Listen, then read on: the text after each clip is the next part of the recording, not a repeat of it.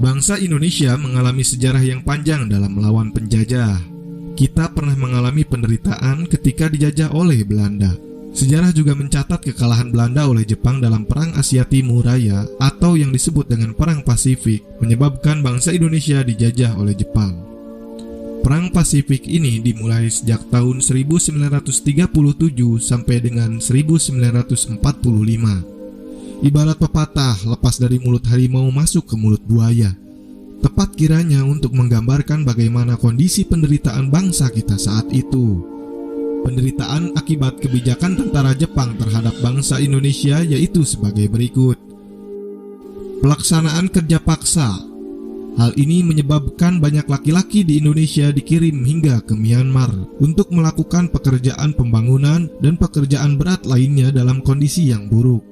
Ribuan orang Indonesia meninggal dan hilang pada saat kejadian itu berlangsung. Pengambilan paksa. Saat itu, tentara Jepang mengambil makanan, pakaian, dan berbagai keperluan hidup secara paksa dari masyarakat Indonesia. Perbudakan paksa. Perempuan-perempuan Indonesia banyak dipekerjakan secara paksa oleh tentara Jepang. Selain itu, banyak menahan dan memperlakukan warga sipil di kem-kem tahanan dalam kondisi sangat buruk. Jepang mulai menguasai wilayah Indonesia setelah Belanda menyerah di Kalijati, Subang, Jawa Barat pada tanggal 8 Maret 1942. Kedatangan Jepang semula disangka baik oleh Indonesia.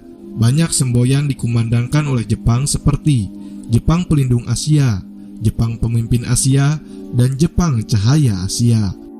Kenyataan sejarah menunjukkan bahwa Jepang tidak berbeda dengan Belanda, yaitu meneruskan penjajahan atas bangsa Indonesia. Kemenangan Jepang di Asia tidak bertahan lama. Pihak sekutu, Inggris, Amerika Serikat, Belanda melakukan serangan balasan. Satu persatu daerah yang dikuasai oleh Jepang kembali ke tangan sekutu. Melihat hal tersebut, pada peringatan pembangunan Jawa Baru tanggal 1 Maret 1945, Jepang mengumumkan pembentukan Dokuritsu Jumbi Tosakai atau Badan Penyelidik Usaha-Usaha Persiapan Kemerdekaan Indonesia, BPUPKI. Janji Jepang membentuk BPUPKI dibuktikan pada tanggal 29 April 1945 bersamaan dengan hari ulang tahun Kaisar Hirohito. Secara resmi BPUPKI dilantik oleh Jepang dengan anggota yang berjumlah 62 orang, yaitu terdiri atas tokoh-tokoh bangsa Indonesia dan 7 orang anggota perwakilan dari Jepang.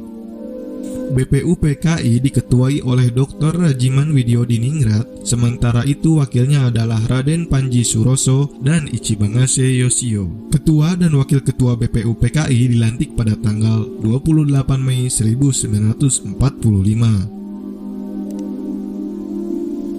BPUPKI mengadakan sidang sebanyak 2 kali sidang resmi dan 1 kali sidang tidak resmi.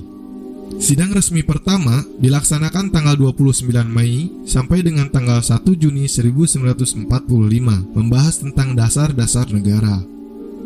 Sidang kedua berlangsung tanggal 10 sampai dengan tanggal 17 Juli 1945, membahas rancangan Undang-Undang Dasar. Sejak berkuasa di Indonesia, Jepang dengan segala cara menguras kekayaan dan tenaga Indonesia. Hal ini menimbulkan kesengsaraan dan penderitaan bagi rakyat. Namun, penderitaan tersebut tidak menyurutkan semangat perjuangan kita untuk meraih kemerdekaan. Berbagai upaya dilakukan bangsa Indonesia dengan menyusun barisan dan bersatu padu mewujudkan kemerdekaan yang dicita-citakan.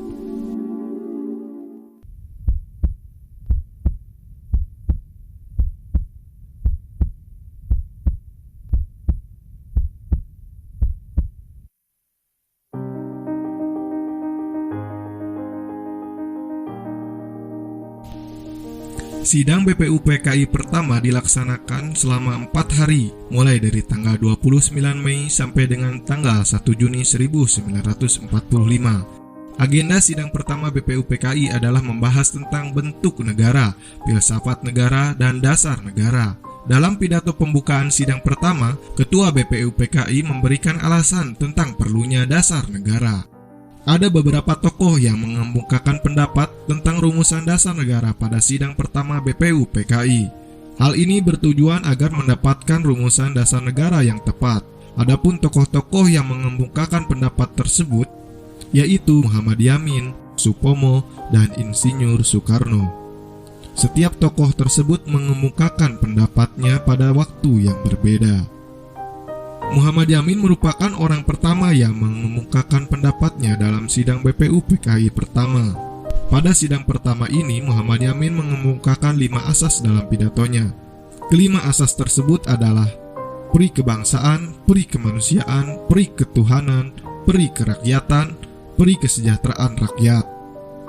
Setelah selesai berpidato, Muhammad Yamin juga menyampaikan tentang konsep dan dasar negara Indonesia merdeka secara tertulis kepada ketua sidang. Konsep tersebut adalah sebagai berikut. 1. Ketuhanan yang Maha Esa. 2. Persatuan kebangsaan Indonesia. 3. Rasa kemanusiaan yang adil dan beradab.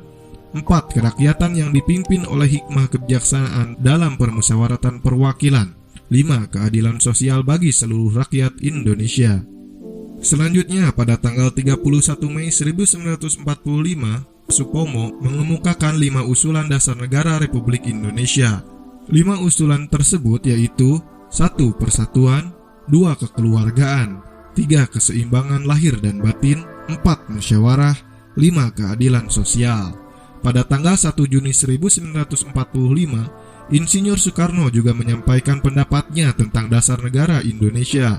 Dalam pidatonya tersebut, Insinyur Soekarno menjelaskan tentang dasar filsafat negara. Selain itu, beliau juga mengajukan usul agar dasar negara tersebut diberi nama Pancasila.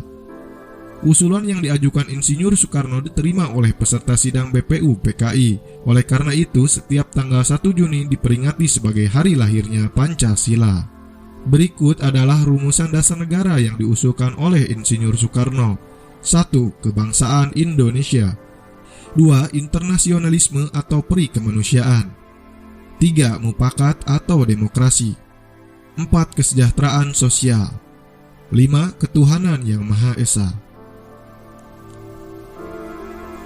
Pada tanggal 1 Juni 1945, dalam sidang pertama BPUPKI juga terdapat beberapa tokoh lain yang berpidato. Setelah itu, BPUPKI mengalami masa reses persidangan, periode jeda atau istirahat selama 1 bulan lebih. Masa persidangan BPUPKI yang pertama ini dikenang sebagai detik-detik lahirnya Pancasila. Pertemuan tidak resmi BPUPKI. Pada sidang BPUPKI yang pertama, belum ditentukan kesepakatan tentang dasar negara Republik Indonesia. Oleh karena itu, dibentuklah Panitia 8 yang bertugas menampung berbagai usulan dasar negara dan memeriksanya. Panitia 8 lalu melaporkan hasil kerjanya dalam sidang pleno BPUPKI. Selanjutnya, Panitia 8 mengadakan sidang atau pertemuan tidak resmi dengan anggota BPUPKI yang tinggal di Jakarta. Dalam sidang ini dibentuklah Panitia 9. Panitia tersebut dinamakan Panitia 9 karena anggotanya terdiri atas 9 orang. Panitia 9 bertugas membahas dan menelaah berbagai usulan yang telah ditampung oleh Panitia 8. Panitia 9 disebut juga Panitia Kecil. Adapun susunan keanggotaan Panitia 9 adalah sebagai berikut. Pembentukan Panitia 9 bertujuan untuk menjembatani perbedaan antara golongan nasionalis dan golongan Islam tentang rumusan dasar negara bagi Indonesia merdeka. Setelah melaksanakan perundingan dengan 4 orang wakil golongan kebangsaan dan 5 orang wakil golongan keagamaan, pada tanggal 22 Juni 1945, Panitia 9 mencapai kesepakatan luhur. Selain itu, Panitia 9 juga menyusun naskah yang akan digunakan sebagai teks proklamasi. Namun, naskah tersebut menjadi rancangan pembukaan hukum dasar Undang-Undang Dasar Negara yang dikenal dengan nama Piagam Jakarta atau Piagam Center. Istilah Piagam Jakarta tersebut dikemukakan oleh Muhammad Yamin. Insinyur Soekarno menyebutnya dengan Muqaddimah. Sedangkan Sukiman Wirjo Sanjoyo menyebutnya Gentleman's Agreement. Sidang BPUPKI kedua. Sidang BPUPKI kedua berlangsung tanggal 10 Juli sampai 17 Juli 1945. Agenda sidang BPUPKI kedua adalah membahas tentang bentuk negara, wilayah negara, kewarganegaraan, rancangan undang-undang dasar, ekonomi dan keuangan, perbelanjaan negara, serta pendidikan dan pengajaran. Pada sidang kedua ini dibentuk beberapa panitia. Salah satunya adalah Panitia Perancang Undang-Undang Dasar yang diketuai oleh Insinyur Soekarno. Panitia Perancang Undang-Undang Dasar mengadakan sidang pada tanggal 13 Juli 1945. Perumusan Dasar Negara Indonesia berakhir dalam sidang BPUPKI yang kedua. Selesai melaksanakan tugasnya, BPUPKI dibubarkan pada tanggal 7 Agustus 1945. Sebagai gantinya dibentuklah Panitia Persiapan Kemerdekaan Indonesia (PPKI).